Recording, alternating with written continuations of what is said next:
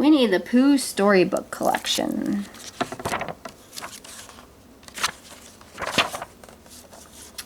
A Portrait of Friendship. Piglet painted pictures of everything in the 100-acre wood. He painted the tall leafy trees, and the bright yellow sun, and the flowers of every size and color. One day, Piglet decided he wanted to paint what he loved best of all in all the woods, his friends. Piglet asked Pooh, Rabbit, Kanga, and Roo, and the rest of his friends if they would each sit for a portrait. "I'd be honored," said Pooh. Everyone else felt the same way. The next day, Piglet set up his studio outside in the sunshine. He was ready to begin with Pooh. Piglet soon saw Pooh heading his way, but he walked right by. "Pooh, wait!" cried Piglet. "It's time for you to sit for your portrait." "Oh, is that now?" Pooh asked. "I thought it was time to fill my honey pot and my tummy." Pooh did not want to let down his friend. "All right," Piglet said. "You can paint my picture now."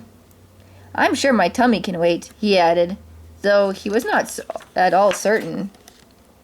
"Now try to sit still, Pooh," Piglet said. Pooh did, but his tummy did not. It rumbled to the left, and it rumbled to the right. Finally, Pooh's tummy rumbled him right onto his feet. Rumble, rumble. "Sorry, Piglet, but perhaps now is not a good time to sit still after all," said Pooh, as he picked up his honey pot and followed his tummy. Piglet tried painting Rabbit next. He worked for a few minutes, then gave Rabbit a bunch of carrots to hold.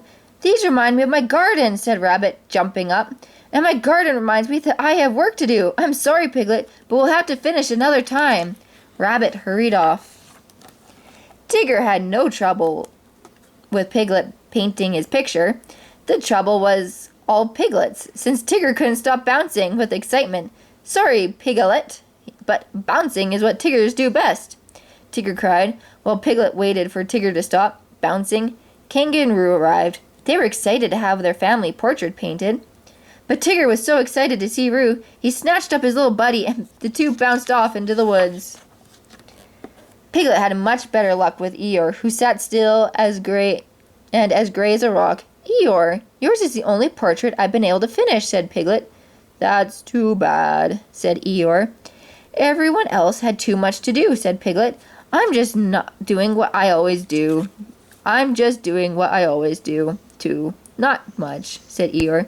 Then he lumbered off to do not much else somewhere else. Piglet thought for a moment. "That's it," he cried. "I need to paint my friends doing what they're always doing." Piglet packed up his art supplies and went to find Pooh. He painted Pooh following a bee. Bzzz. Then he painted several bees following Pooh. Piglet especially liked the painting he did of Pooh finally getting a smackerel of honey. Piglet went to Rabbit's garden next. Instead of asking Rabbit to stay still, he stood and painted while his subject moved about in his garden. He painted several wonderful scenes of Rabbit at work. As for Tigger, it gave Piglet a bit of a headache to follow his bouncing with his eyes, but he finally managed to paint Tigger's portrait. Thump! Piglet couldn't wait to show everyone his portraits. He invited his friends to view them. Pooh and the others walked around and looked at one painting after another. They were very silent, which was unusual. Piglet began to worry. Did his friends not like his artwork? Finally, Pooh cleared his throat. "I'd like to say how wonderful your paintings are, Piglet." Then he looked thoughtful. "I'd also like to apologize." "Whatever for, Pooh?" asked Piglet. "For saying I'd sit still for you, and then, well, not sitting still," said Pooh. Everyone else agreed. Everyone except Eeyore. "Thank you," Piglet said, "but sitting still isn't what anybody does best." He looked at Eeyore. "Except Eeyore, that is." Piglet continued, "Everyone is good at something different. My paintings show you all doing something you love best. And they will always remind me," he added, "of how lucky I am to have so many unique and wonderful friends."